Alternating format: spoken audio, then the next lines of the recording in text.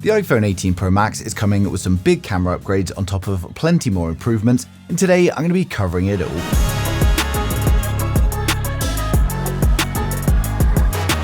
So first up, we've got news that the iPhone 18 Pro models have officially entered the late-stage production testing, and according to Fixed Focus Digital, manufacturing validation has now begun ahead of September's launch.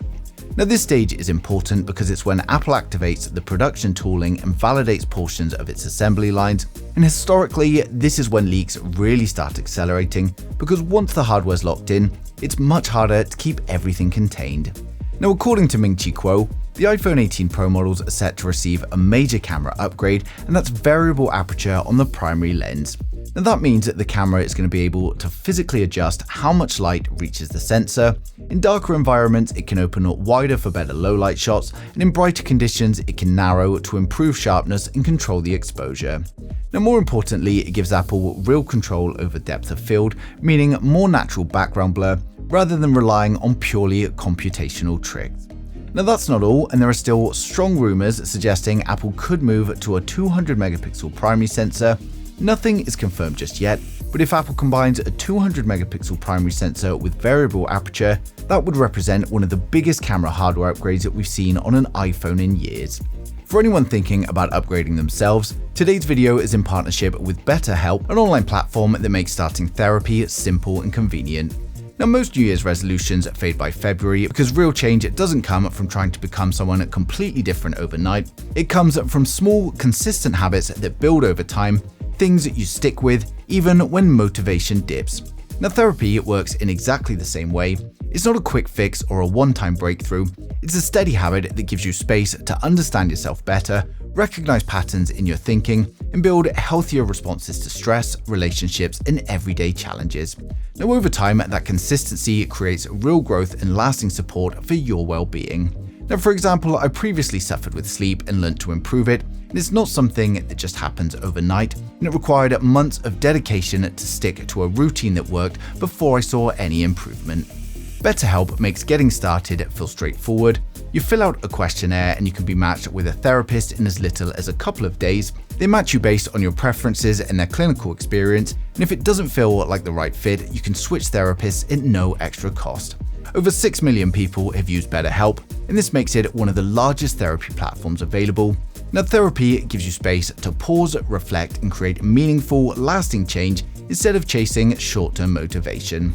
Now if you're ready to make your mental health and growth a real focus this year, just click the link down in the description below or go to betterhelp.com/TT-technology to get 10% off your first month of therapy. Now back to the iPhone 18 Pro Max, and battery life is also getting some attention. According to Digital Chat Station, we could see the Pro Max increase somewhere between 5,100 and 5,200 milliamp hours.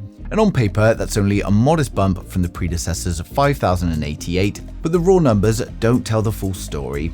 Now this year, we're expecting an A20 Pro chip, Apple's in-house C2 modem, and the new N2 process architecture combine slightly higher capacity with major efficiency gains, and that should translate into noticeably longer real-world battery life. Now the front of the phone is also going to be evolving. Earlier reports suggest Apple would move to a top left punch hole camera with under-display Face ID, but according to Mark Gurman and several other well-known sources, that is not going to be the final design. Instead, we're likely going to get the under-display Face ID positioned centrally alongside a punch hole selfie camera, but this is going to result in a reduced dynamic island. So the island isn't disappearing just yet, but it is getting smaller, and realistically that feels like the logical step before Apple eventually removes it entirely in future generations. When it comes to colors, Apple has reportedly been testing burgundy, brown, and purple, but newer reports are saying that they've settled on deep red. Now it appears to sit somewhere between burgundy and product red, a darker, more refined tone. Now I've created these updated renders based on these reports, so you can get a proper feel for how it might look, but of course this is still an estimate as the exact shades are still unknown. Now as for the other colors, we don't have any confirmation yet. Blue and white seem likely judging by last year, but personally I'm still hoping that purple makes the cut, although I don't think I'll actually be buying that one, and I'll be going with the deep red. But one of the most interesting rumors this year is connectivity, and reports suggest Apple could be introducing real-time satellite communication with the iPhone 18 series, so that's not just emergency SOS, but actual voice and data connectivity via satellite. It's being described as 5G over satellite, meaning coverage from space rather than relying on ground-based towers, and for people in low signal areas or very remote areas, that would be a significant upgrade to their phone. Now next up, we've got something else that may surprise people. Despite all of these changes, multiple supply chain sources suggest that Apple is focused on cost management this year, and that means that the iPhone 18 Pro and the Pro Max could remain at the same price point as last year, and if that holds true, it would make these upgrades even more compelling. Now, of course, I've created all of these renders here of the iPhone 18 Pro Max based on the latest leaks, including the deep red version and the in-hand perspective, and design-wise, it's a refinement rather than a redesign. Now, Apple isn't throwing away its design language, it's improving it for day-to-day use.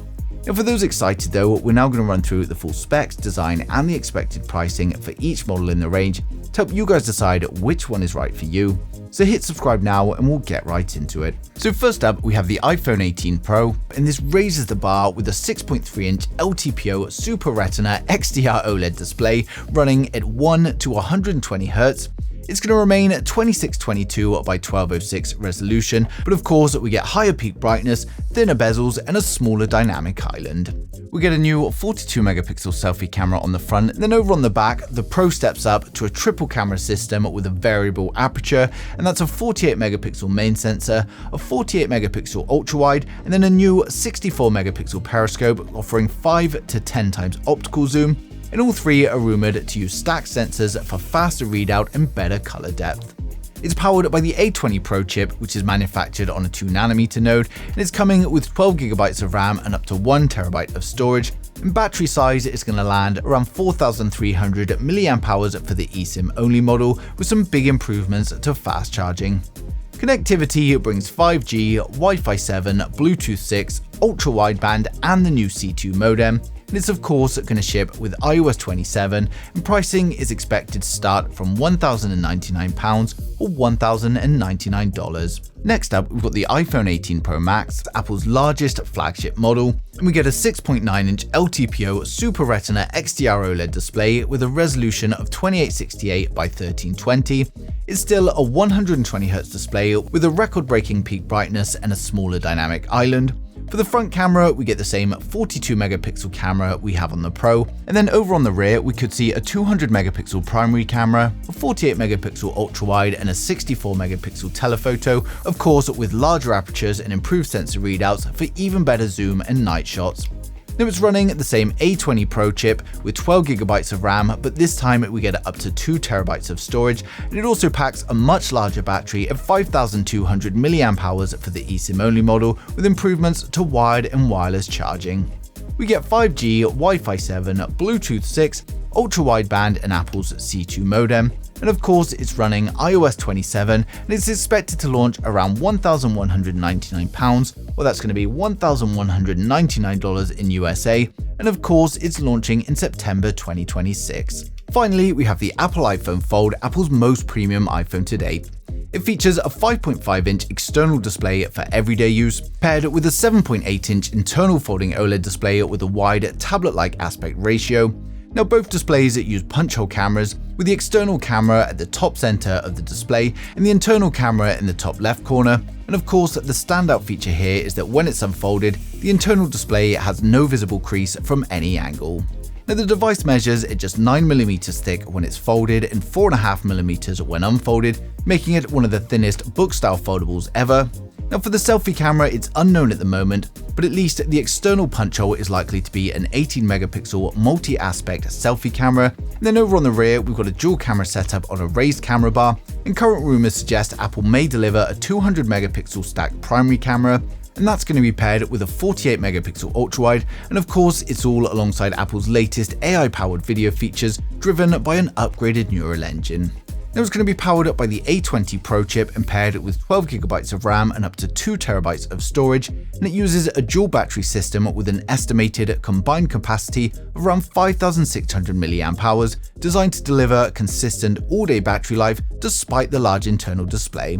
Instead of Face ID, Apple has integrated Touch ID into the power button, positioned right above the camera modules, and for connectivity we've got 5G, Wi-Fi 7, Bluetooth 6 and ultra wideband, and the device runs iOS 27 out of the box.